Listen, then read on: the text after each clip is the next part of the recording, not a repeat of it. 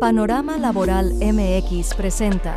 Criterios que cambian el juego, con Osiel Guerrero. ¿Qué tal? Bienvenidos nuevamente a Criterios que cambian el juego, una edición de Panorama Laboral MX y Vega Guerrero y Asociados, en donde platicamos semana con semana respecto a lo que está sucediendo en el ámbito judicial y cómo esto tiene algún cambio o impacta en las empresas. Analizamos sentencias, criterios y cuál es la forma en cómo las debemos de estar aplicando o preparándonos en nuestra empresa para una posible aplicación de ella. Como cada semana, aprovecho para invitarte a que te suscribas tanto al canal de YouTube como a las plataformas que tenemos en Spotify, en Apple Podcast, o nos mandes un correo a osiel.guerrero@vegaguerrero.com y estemos en comunicación, porque creo firmemente que esto lo construimos todos y que el nuevo modelo de justicia y el nuevo modelo laboral que se está construyendo en México, para que funcione, debe ser construido por todos los que tenemos de alguna forma participación en este. Y bueno, pues desde este espacio, esta es la participación que estamos generando, análisis y recomendaciones para los empleadores. Hoy nos vamos a salir del contexto nacional, del análisis que regularmente hacemos sobre el orden jurídico en México, ya que regularmente lo que revisamos, lo que analizamos son sentencias de tribunales colegiados, de la Suprema Corte de Justicia de la Nación, de los tribunales laborales, jurisprudencias, tesis aisladas. Pero hoy vamos a hablar de un tema internacional. Hoy vamos a hablar de un tema que se ha dado hace algunos días apenas y que sin duda tiene impacto en México y tiene impacto en todas las empresas, en todos los empleadores que de alguna manera tienen sindicatos o que hay empleados y que en su caso puedan tener posteriormente el deseo de formar un sindicato, de firmar un contrato colectivo de trabajo a través de este sindicato, etcétera, ¿no? Y es que vamos a hablar hoy de un caso de la Corte Internacional de Justicia. Esta Corte Internacional de Justicia, pues es el principal órgano judicial de las Naciones Unidas. Este fue fundado en el año 1945, inició funciones en el año 1946. Está integrado por 15 jueces que son electos por la Asamblea General y el Consejo de Seguridad de las Naciones Unidas para un periodo de 9 años. Tiene su sede en La Haya, en los Países Bajos, y regularmente lo que hace, al ser un órgano que es creado por parte de la Carta de las Naciones Unidas, resuelve controversias jurídicas entre estados conforme al derecho internacional, y 2, emite opiniones consultivas sobre cuestiones jurídicas planteadas por órganos autorizados de las Naciones Unidas y organismos especializados, tal como ocurrió en este caso. Te cuento en resumen ¿qué es lo que sucedió? La Organización Internacional del Trabajo tiene tratados internacionales, lo cual se conoce como convenios. En particular, hay un convenio que es el Convenio 87 y este convenio es sobre la libertad sindical y la protección de derechos de sindicación. Este es un convenio que viene desde el año 1948. Sin embargo, durante años posteriores, es decir, durante la aplicación de este convenio, hubo discusiones fuertes dentro de la Organización Internacional del Trabajo que decían o cuestionaban si en realidad este convenio protegía el derecho a huelga que tienen los trabajadores a través de los sindicatos y que entonces este derecho a huelga era precisamente protegido y tenía que ser garantizado por todos los estados miembros de la OIT que en su momento hayan ratificado este convenio 87. Las discusiones fueron cada vez mayores hasta el punto en donde varios estados decían que, bueno, pues esto no lo cubría este convenio. Y entonces lo que ocurrió fue que en el año 2023 el Consejo de Administración de la OIT, después de haber llevado reuniones con los estados, etcétera, toma la determinación de que al ser un organismo de la ONU, tendría la facultad de poderle solicitar a la Corte Internacional de Justicia una opinión consultiva a través de la cual fuera la Corte quien se pronunciara a través de esta interpretación que tendría que realizar este estudio del Convenio 87 y determinar si entonces si estaba protegido este derecho a huelga o no. Entonces, el pasado apenas 21 de mayo del 2026, la Corte Internacional de Justicia ha resuelto que efectivamente que el derecho a huelga sí está protegido por el Convenio 87. Así lo ha anunciado en diversos documentos, en su comunicado de prensa que emite precisamente el día 21 de mayo y desde luego en la opinión consultiva que también ya está disponible en el sitio oficial de la Corte Internacional de Justicia, así como un resumen que también han generado sobre esta opinión consultiva. Y con mucho gusto en la descripción de este capítulo estaré compartiendo los enlaces para que quien esté interesado pueda directamente consultar los documentos que publica la Corte Internacional de Justicia. Y entonces, ¿qué es lo que la OIT, la Organización Internacional del Trabajo, le preguntó a la Corte Internacional de Justicia? Era si el derecho a huelga de los trabajadores y de las organizaciones se encontraba protegido bajo el Convenio 87, que ya decíamos que es de la libertad sindical y la protección del derecho de sindicación. Y entonces la Corte, al analizar este caso y resolver, lo que resuelve son 3 puntos y te cuento cuáles son. El primero de ellos, que se resuelve por unanimidad,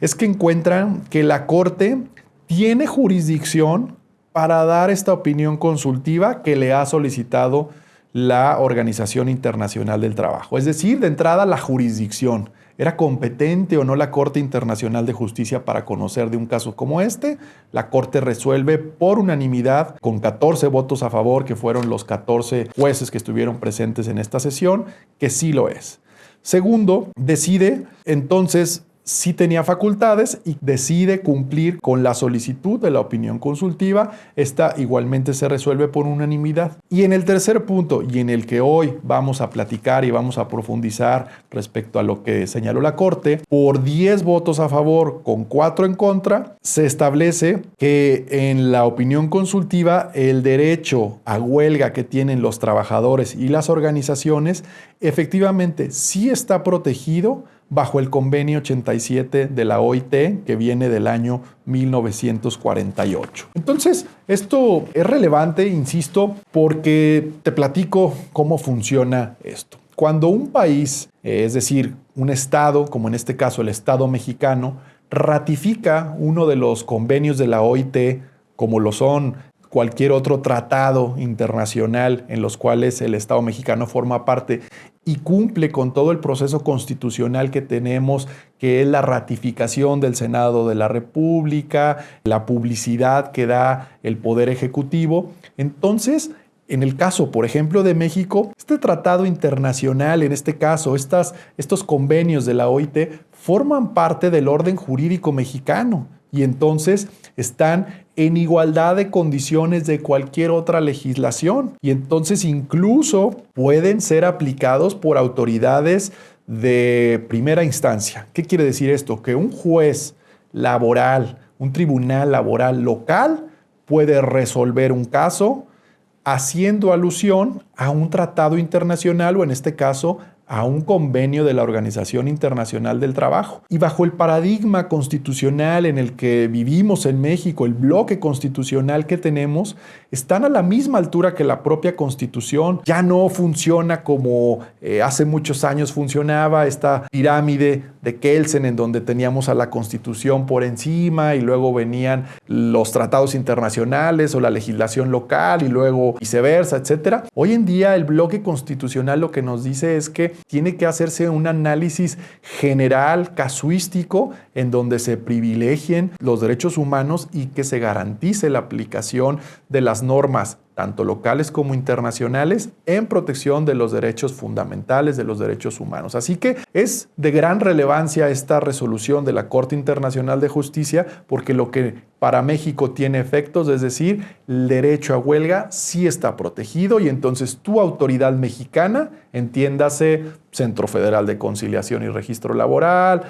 cualquier tribunal laboral de cualquier entidad del país, tribunales federales de asuntos colectivos, etcétera, están obligados a proteger el derecho a huelga, porque ustedes forman parte de la OIT y porque han ratificado el convenio 87. Entonces, ya les decía, se resolvió con 10 votos a favor y 4 en contra. Este asunto, como llega a la Corte Internacional de Justicia, es la solicitud que ya les mencionaba que se presenta. Esta solicitud que se presenta por parte de la OIT y del Consejo de Administración de la OIT contó con 31 escritos presentados por estados y organizaciones, es decir, 31 estados u organizaciones que forman parte de la OIT presentaron sus argumentos, así como 15 comentarios adicionales a estos 31 escritos iniciales. Después el Reino Unido retiró el escrito que había presentado, Estados Unidos retiró el escrito que había presentado y los comentarios, y luego se dieron audiencias orales en esta Corte Internacional de Justicia también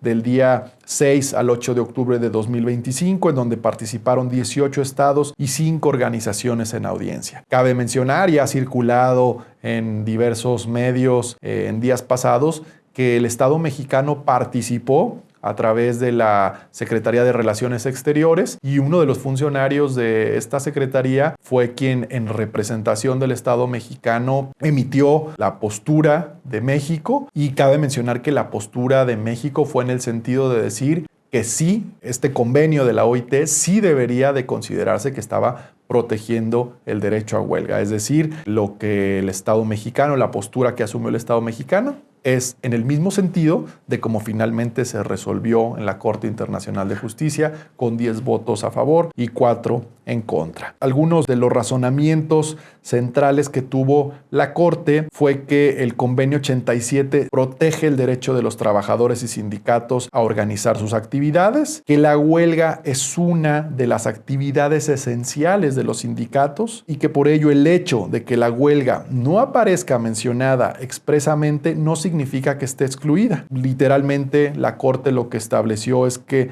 la ausencia de la expresión del derecho a huelga en el tratado o en el convenio de la OIT no necesariamente significara que estuviera excluido de este convenio, y concluyó que la huelga es compatible con el objeto y el propósito del convenio 87, que es proteger la libertad sindical y permitir la defensa colectiva de los intereses laborales. Y ojo, porque la Corte no dijo que la huelga sea ilimitada. Esto parece interesante porque la Corte fue extremadamente cuidadosa en aclarar que sí existe protección al derecho a la huelga, pero la opinión no define el alcance que puedan llegar a tener las huelgas, los límites, las modalidades, las condiciones de ejercicio, porque la Corte reconoce el derecho a la huelga, pero deja el espacio para la regulación nacional. Y esto no solamente aplica para este derecho a la huelga, sino que en general los convenios de la OIT tienen ese componente que fijan ciertos estándares básicos o primarios, por así llamarlo, y entonces transfieren la obligación a los estados, en particular a los poderes legislativos, para que sean ellos quienes regulen ahora sí en cada estado cómo se debe tramitar las huelgas, ¿no? Y entonces en México sabemos que precisamente en el año 2017 y 2019 tuvimos una reforma constitucional y una reforma legal que ha venido a actualizar y a garantizar precisamente lo establecido en este convenio 87 y en el convenio 98 de la OIT, para que estos derechos que protegen estos convenios sean aplicables conforme al derecho mexicano, e instrumentando diversas medidas y políticas e incluso creación de órganos para la debida tramitación de la negociación colectiva, el derecho a la huelga, la libertad sindical, entre otros principios que se regularon en esta reforma. Así que, pues bueno, esto es de lo que se trata, la resolución, la opinión consultiva, y bueno, decir por qué es importante para México. Nada más reiterar que es porque México ha ratificado desde luego este convenio 87, además porque reconoce la libertad sindical México en la propia Constitución, lo reconoce dando el derecho a huelga en el artículo 123, y porque formamos parte del sistema que corresponde a la ONU, a la OIT, el sistema interamericano. Por ello, esta opinión puede terminar utilizándose como criterio interpretativo, referencia internacional, argumento de convencionalidad y para apoyo en litigio colectivo. Así que las conclusiones o lecciones que nos deja este caso y que podemos traducir en recomendaciones para los empleadores, principalmente serían en dos vertientes. La primera de ellas es que el derecho colectivo en México seguirá creciendo y seguirá siendo cada vez más activo. Recordemos que antes de la reforma de 2017 y de la de 2019, que muchos de ustedes seguramente conocen bien, prevaleció un sistema de derecho colectivo muy tranquilo. Realmente el esquema de los contratos de protección, los sindicatos blancos que prevalecieron durante tantos años, pues hicieron que realmente la actividad colectiva no fuera suficiente. Hoy en día estamos viendo que derivado de esas modificaciones, de la legitimación que hubo durante los siguientes 4 años a la reforma de 2019 para que los contratos fueran debidamente validados por los trabajadores, esto ha cambiado por completo el esquema. Entonces esto pues sin duda nos deja ver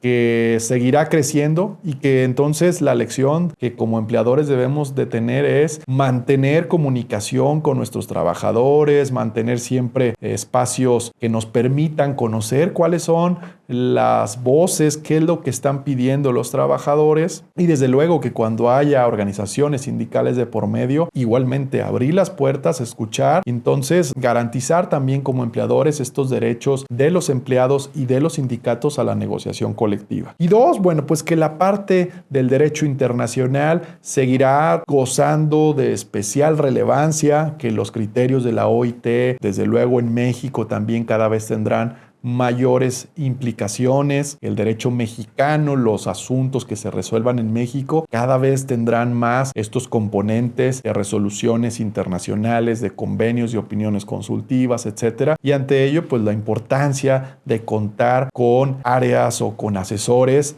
que conozcan de estos temas, que estén debidamente preparados, que hagan una asesoría preventiva adecuada y en su caso hacer frente a los conflictos que se lleguen a presentar, pues, igualmente con los elementos que ya hablábamos. Así que bueno, pues con esto estamos cerrando el capítulo de esta semana. Muchas gracias a quienes nos han escuchado, a quienes nos han visto y nos veremos aquí la siguiente semana.